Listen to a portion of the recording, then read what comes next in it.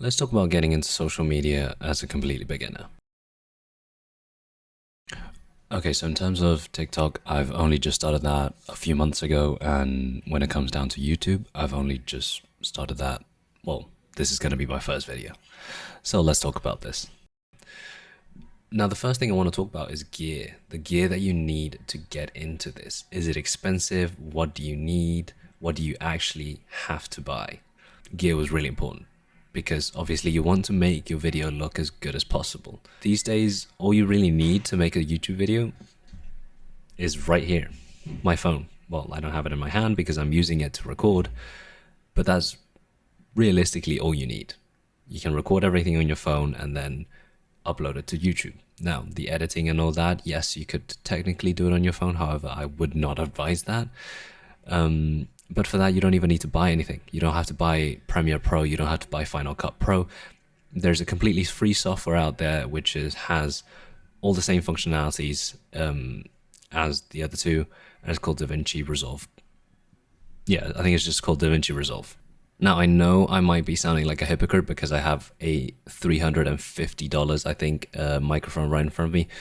But realistically, you don't need this to get started on YouTube. I bought this because I wanted it. If I wanted to, I could be recording with my phone camera. If not, I could just go on Amazon and buy one of those small microphones for $30, I think. It's something that you don't really need. All you need is a computer to edit the videos on and a phone. That is pretty much all you need for YouTube. Now, yes, I would suggest getting a few improvements as you go, as you advance through your career, such as lighting, maybe a second monitor to see how how stuff is going, a decent mic. I would probably prioritize the mic over the monitor, but that's besides the point. Now, yes, I would recommend upgrading your setup and upgrading your gear as time goes on, such as maybe buying a new camera, a separate camera other than your phone, buying an actual microphone, just upgrading your setup overall so that your video is nicer, you seem more comfortable in your set and all of that. But to start with, I would just say, just grab a phone. Okay, next I want to talk about the actual content of your kind of YouTube channel or TikTok account or whatever it is that you're making. I very quickly learned that you can't make content on anything and everything that you want to talk about. You have to, choose a niche, something that's very unique to you to be able to kind of stand out so that people actually watch your videos or want to watch your videos. Because that's the thing that will hook them in, something unique that they can't find in other people's accounts, something that they can only find in your account. It could be anything. And in a lot of cases, most people don't know what that is until they get started.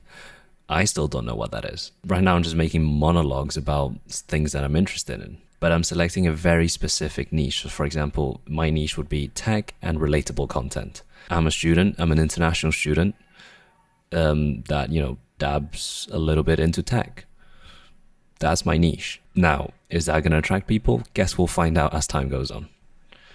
Now, thirdly, I want to talk about that not fear, but that perfectionism of wanting your video to be absolutely perfect. In reality, your first video is probably not going to get any views. This is going to be my first video back in 3 years, and I'm guaranteeing that this will not get anything above 20 views. And that is fine by me. I'm just doing the best I can to make the video to the best of my quality, but I am not spending too much time pondering on what I'm going to be talking about, how I'm going to be talking about it, and the editing and all that. That was the mistake I made a few years ago when I wanted to get into this.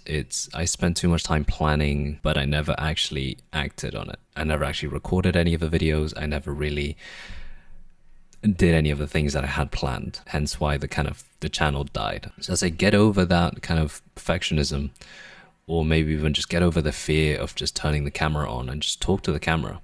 Talk about anything. The ideas will start flowing in once you start talking, improvising, and then from there on you can actually have a script. That would be my advice from someone who's starting up, because that is what I'm going through right now. Now, lastly, I want to talk about the kind of frequency of uploading. There's no use if you're going to be uploading a video every 3 years like I have been doing.